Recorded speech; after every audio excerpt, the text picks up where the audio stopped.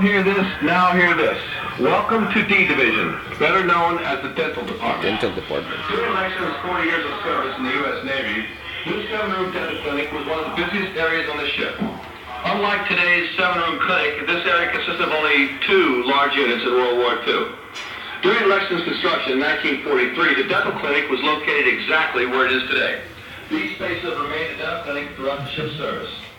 The clinic has always been state-of-the-art, up-to-date, and modern for its time. Whether you needed fillings, a root canal, crowns, bridges, full or partial dentures, or just cleaning, you could get it all right in here. Lexington's Dental Clinic performed over 12,000 dental procedures a year with up to 35 patients a day. That's a lot of teeth. As you continue through the dental clinic, look carefully at the photos and you will see the changes that took place during Lexington's 40 years of service. Carry on.